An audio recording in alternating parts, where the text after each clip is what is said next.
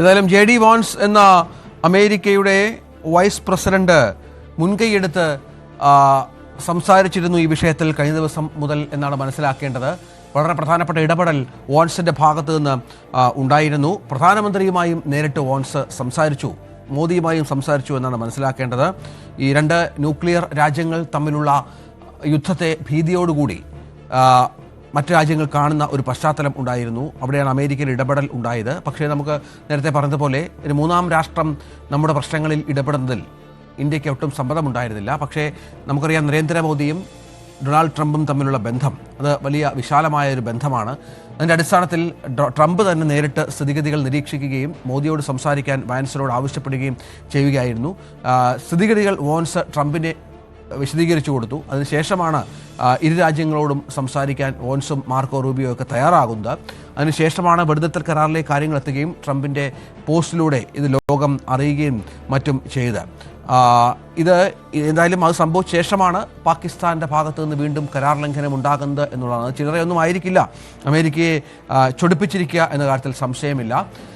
ഒരു വാർത്തയിലേക്ക് പോയാൽ, പാകിസ്ഥാൻ അഭിമാനത്തോടെ പ്രകീർത്തിച്ചിരുന്ന ചൈനീസ് ആയുധങ്ങൾ സംഘർഷം ശക്തമായതോടെ ഫലപ്രദമല്ലെന്ന് കൂടിയാണ് തെളിയുന്നത്.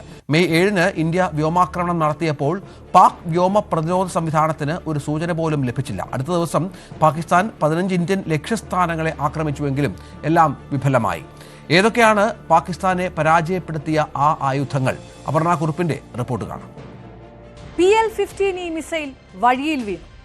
HQ-9 പ്രതിരോധ സംവിധാനം തകർന്നു. India JF-17 ജെറ്റുകളും വെടിവെച്ചിട്ടു. അങ്ങനെ കുറച്ച് ദിവസം മുൻപ് വരെ പാകിസ്ഥാൻ അഭിമാനപൂർവ്വം ആഘോഷിച്ച ആയുധങ്ങളുടെ കഥയാണ് ഇത്. ചൈനയിൽ നിന്ന് വാങ്ങി പരാജയപ്പെട്ട 5 ആയുധങ്ങൾ ഏതെല്ലാമാണെന്ന് നോക്കാം. ഒന്നാമത്തേത് PL-15E മിസൈൽ തന്നെ. ആദ്യ ഉപയോഗം തന്നെ പരാജയപ്പെട്ടു. ഈ മിസൈൽ പാകിസ്ഥാൻ ചൈനയിൽ നിന്ന് സ്വന്തമാക്കിയതാണ്. റിപ്പോർട്ടുകൾ പ്രകാരം മെയ് 8-ന് പാകിസ്ഥാൻ ഇന്ത്യക്കെതിരെ ഒരു PL-15E മിസൈൽ പ്രയോഗിച്ചു. അത് ആകാശത്ത് വെച്ച് തകർന്നു.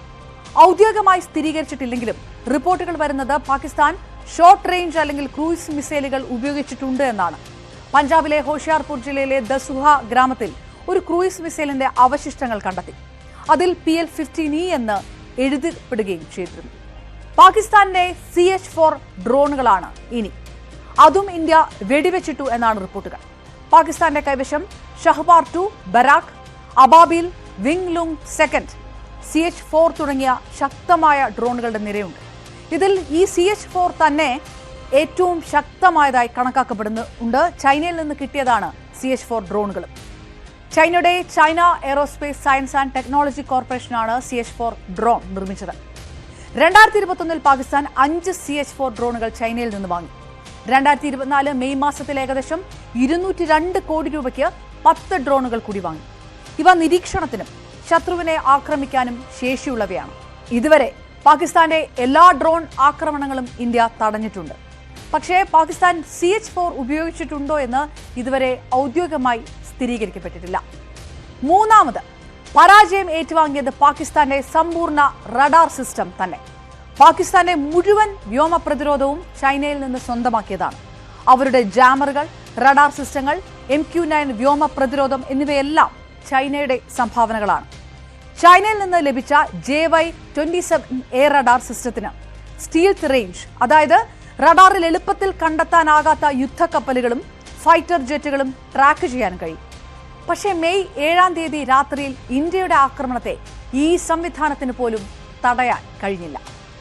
4. ലാഹോറിലെ HQ-9P വ്യോമ പ്രതിരോധ സംവിധാന യൂണിറ്റാണ് പരാജയപ്പെട്ട അടുത്ത പടക്കോപ്പ്. HQ-9AD അല്ലെങ്കിൽ HOMQ-9 air defence missile system. ഇതും ചൈനയുടെ നിർമ്മിതിയാണ്. മീഡിയം മുതൽ ലോങ് റേഞ്ച് ടാർഗറ്റുകളെ തകർക്കുന്ന ഒരു സർഫസ് ടു എയർ മിസൈൽ സിസ്റ്റമാണ് ഇത്. മിസൈലുകൾ ഉപയോഗിച്ച് ശത്രുവിനെ ലക്ഷ്യം വെക്കുന്നു. ഇത് റഷ്യയുടെ S-300 അല്ലെങ്കിൽ അമേരിക്കയുടെ പാട്രിയോട്ടിക് ഡിഫൻസ് സിസ്റ്റം എന്നിവയുടെ മാതൃകയിൽ നിർമ്മിച്ചതാണ്. എങ്കിലും ഇന്ത്യക്ക് റഷ്യയിൽ നിന്ന് ലഭിച്ച S-400 മിസൈൽ പ്രതിരോധ സംവിധാനത്തെക്കാൾ വളരെ ദുർബലമാണ് എന്ന് തെളിയിച്ചും കഴിഞ്ഞിരിക്കുന്നു. ലാഹോറിൽ സൂക്ഷിച്ചിരുന്ന ഈ വ്യോമ പ്രതിരോധ സംവിധാനത്തിന്റെ ഒരു യൂണിറ്റാണ് ഇന്ത്യ തകർത്തത്. നേരെ വന്ന ഇന്ത്യയുടെ ആക്രമണം തടയാൻ പോലും ഈ സംവിധാനത്തിന് കഴിഞ്ഞില്ല. അഞ്ചാമത് JF 17 തണ്ടർ ഫൈറ്റർ ജെറ്റുകൾ. ഇന്ത്യക്ക് മുന്നിൽ പരാജയപ്പെട്ട അടുത്ത പാക് ആയുധമാകും. JF-15 തണ്ടർ ഫൈറ്റർ ജെറ്റ് ചൈനയും പാകിസ്ഥാനും ചേർന്ന് വികസിപ്പിച്ചതാണ്. ഇത് പാകിസ്ഥാൻ വ്യോമസേനയുടെ ഭാഗവുമാണ്. നിലവിൽ പാകിസ്ഥാന്റെ കൈവശം 150-ലധികം JF-15 ഫൈറ്റർ ജെറ്റുകളുണ്ട്. JF-17 തണ്ടർ പാകിസ്ഥാൻ വ്യോമസേനയുടെ പ്രധാന ജെറ്റുമാണ്. അമേരിക്കയുടെ J-60, ചൈനയുടെ J-10C എന്നിവയോടൊപ്പം വ്യോമ പ്രതിരോധത്തിനായി ഉപയോഗിക്കുന്നവയാണ് ഇവ. മെയ് 8-ാം തീയതി രാത്രി ഇന്ത്യ 2 JF-17 ഫൈറ്റർ ജെറ്റുകൾ വെടിവെച്ചിട്ടതായി റിപ്പോർട്ടുകൾ പുറത്തുവരികയും ചെയ്തിരുന്നു. ഇന്ത്യയുടെ ആക്രമണത്തിന് മുന്നിൽ പാകിസ്ഥാൻ എന്തുകൊണ്ട് സമ്പൂർണ്ണമായി പരാജയപ്പെട്ടു എന്ന ചോദ്യത്തിന് പ്രതിരോധ വിദഗ്ധരുടെ വിലയിരുത്തലുകൾ പ്രധാനമായും 3 കാരണങ്ങളാണ് പറയുന്നത്. 1, പാകിസ്ഥാന്റെ ആയുധങ്ങളുടെ ആദ്യ പരീക്ഷണമാണ് നടന്നത്. ശേഷി നേരത്തെ അറിയാൻ പാകിസ്ഥാന് സാധിച്ചില്ല. 2, അഡ്വാൻസ്ഡ് ടെക്നോളജി ഫൈറ്റർ ജെറ്റുകളും ഡ്രോണുകളും കണ്ടെത്താൻ പാകിസ്ഥാന് കഴിഞ്ഞില്ല. ഇന്ത്യയുടെ റഫാൽ, സുഖോയ് പോലുള്ള ഏറ്റവും പുതിയ ഫൈറ്റർ വിമാനങ്ങൾക്ക് സ്വന്തമായ അഡ്വാൻസ്ഡ് ടെക്നോളജി പാക് ഡ്രോണുകളെ കൃത്യമായി പ്രതിരോധിച്ചു. 3, യുദ്ധത്തിനുള്ള ആയുധങ്ങൾ ഉണ്ടായിരിക്കുന്നതും അവ ശരിയായ സമയത്ത് ശരിയായി ഉപയോഗിക്കാൻ തയ്യാറാകുന്നതും 2 വ്യത്യസ്തമായിട്ടുള്ള കാര്യങ്ങളാണ്. പഹൽഗാം ആക്രമണത്തിന് ഇന്ത്യ ശക്തമായ മറുപടി നൽകുമെന്ന് പാകിസ്ഥാന് അറിയാമായിരുന്നു. പക്ഷേ ഈ ആക്രമണത്തിന്റെ രീതി സമയോചിതമായി മനസ്സിലാക്കാൻ പാകിസ്ഥാന് കഴിഞ്ഞില്ല. ഇന്ത്യയുടെ കൃത്യമായ നീക്കത്തിന് മുന്നിൽ പാക് ആയുധങ്ങൾ തകർന്നടിഞ്ഞത് ഈ കാരണങ്ങൾ കൊണ്ടൊക്കെയാണ്. അതാണ് സാഹചര്യം. ഇന്ത്യയുടെ ഓരോ പ്രതിരോധ സംവിധാനവും വളരെ ശക്തമായി തന്നെ വ്യക്തമായി തന്നെ പാകിസ്ഥാന് മറുപടി നൽകി എന്നുള്ളതാണ്. ഇന്ത്യയുടെ മണ്ണിൽ നാശനഷ്ടം കാര്യമായി ഉണ്ടാക്കാൻ പാകിസ്ഥാന് സാധിച്ചിരുന്നില്ല. നമ്മൾ ഓരോ ദിവസവും മാധ്യമങ്ങളോട് ബ്രീഫ് ചെയ്യുന്നുണ്ടായിരുന്നു, നമ്മുടെ സൈനിക മേധാവികളും രാഷ്ട്രീയ നേതൃത്വവും ഒക്കെ എന്താണ് സംഭവിച്ചതും എവിടെയൊക്കെ നാശനഷ്ടമുണ്ടായെങ്കിൽ അതിനെക്കുറിച്ചും തിരിച്ചുള്ള സംഭവ വികാസങ്ങളെക്കുറിച്ചും മറ്റും അങ്ങനെ വളരെ കാര്യക്ഷമമായി വളരെ അവധാനതയോടെ വിശ്വാസ്യതയോടെയാണ് നമ്മൾ ഈ 4 ദിവസവും പിന്നിട്ടത് എന്നുള്ളതാണ്. ലോകരാഷ്ട്രങ്ങൾക്കിടയിൽ ഇന്ത്യയുടെ മെച്ചം വല്ലാതെ ഉയർത്തുന്നത് എന്നുള്ളതാണ് ഏറ്റവും പ്രധാനപ്പെട്ട കാര്യം. സൈത്ത്, ഇനി നമ്മൾ പ്രതീക്ഷിക്കേണ്ടത് ഇന്നത്തെ യോഗങ്ങളെക്കുറിച്ചാണ്. ഇന്നെന്തെങ്കിലും തരത്തിലുള്ള യോഗങ്ങൾ ഉണ്ടായേക്കാം. ഇന്ന് പ്രധാനമന്ത്രിയുടെ ഇതുമായി ബന്ധപ്പെട്ട അവലോകന യോഗം കാണും. ഒരുപക്ഷെ സൈനിക മേധാവികളെയൊക്കെ പ്രധാനമന്ത്രി വീണ്ടും കണ്ടേക്കും. പ്രതിരോധ മന്ത്രിയും പ്രതിരോധ മന്ത്രാലയത്തിലും ഗൗരവതരമായ യോഗങ്ങൾക്കുള്ള സാഹചര്യങ്ങളുണ്ട്. കാരണം ഇനി എന്ത് എന്നുള്ളത് പ്രധാനപ്പെട്ട ഒന്നാണ്. പഹൽഗാമിൽ നമ്മൾ തിരിച്ചടി നൽകി എങ്കിൽ പോലും നമ്മളുടെ കൊലപ്പെടുത്തി 25ഓളം ആളുകൾ ഈ 4 ദിവസം, കൂടാതെ പല സ്ഥലങ്ങളിൽ പാകിസ്ഥാൻ നടത്തിയ ഡ്രോൺ ആക്രമണങ്ങൾ, അത്തരം സംഭവങ്ങൾ ആവർത്തിക്കാതിരിക്കണം. ഇനിയും തീവ്രവാദം ഇന്ത്യൻ മണ്ണിൽ വളരാതിരിക്കണം. അതിനുള്ള എല്ലാ നടപടിക്രമങ്ങളും പൂർത്തിയാക്കേണ്ടതുണ്ട്.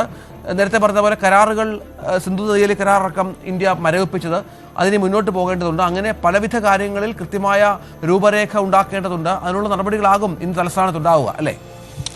രഞ്ജിത്ത് സൂചിപ്പിച്ചതുപോലെ തന്ത്രപ്രധാനമായ യോഗങ്ങൾ ഇന്ന് തുടരുകയും ചെയ്യും. മാത്രമല്ല, കൂടുതൽ ഗൗരവമുള്ള ആലോചനകൾ ഇന്നത്തെ ദിവസം നടക്കേണ്ടതുമുണ്ട്. കാരണം വെടിനിർത്തൽ കരാർ വന്നതുമായി ബന്ധപ്പെട്ട് സർക്കാർ അതിൻ്റെ തുടർച്ച എങ്ങനെയാവണമെന്ന് വെച്ച ആലോചനകൾ നടക്കണം. അവിടെയാണ് രഞ്ജിത്ത് സൂചിപ്പിച്ചതുപോലെ ഈ സിന്ധു നദീജല കരാറിൽ നിന്ന് ഇന്ത്യ പിന്നോട്ട് പോയ വിഷയം, അത് പുനഃസ്ഥാപിക്കുമോ വെള്ളം, ഇക്കാര്യത്തിൽ ഇന്ത്യയുടെ നിലപാട് എന്ത് എന്ന് സംബന്ധിച്ച് വ്യക്തത ഉണ്ടാവണം. ഇതുവരെയുള്ള തീരുമാനപ്രകാരം ആ ഇന്ത്യയുടെ പിന്നോട്ട് പോക്ക് അതേപടി തന്നെ തുടരുന്നു എന്നതാണ്. അതായത് പാകിസ്ഥാൻ വെള്ളം നിഷേധിച്ച തീരുമാനം അതേപടി തുടരുന്നു എന്നതാണ്. പക്ഷേ അതിൽ പുനഃപരിശോധന ഉണ്ടാകുമോ, വെടിനിർത്തൽ കരാറിൽ അതുകൂടി ഉൾപ്പെടുമോ, അതൊക്കെ വ്യക്തമാവേണ്ട ഒരു കാര്യമാണ്. മറ്റൊന്ന്, ഇന്ത്യ ഇക്കാര്യത്തിൽ എടുക്കുന്ന നിലപാട്, പ്രത്യേകിച്ച് പാകിസ്ഥാനോടുള്ള മുൻ അനുഭവങ്ങൾ നമുക്ക് മുന്നിലുണ്ട്, അതുകൊണ്ട് ഇക്കാര്യത്തിൽ എടുക്കുന്ന നിലപാട്.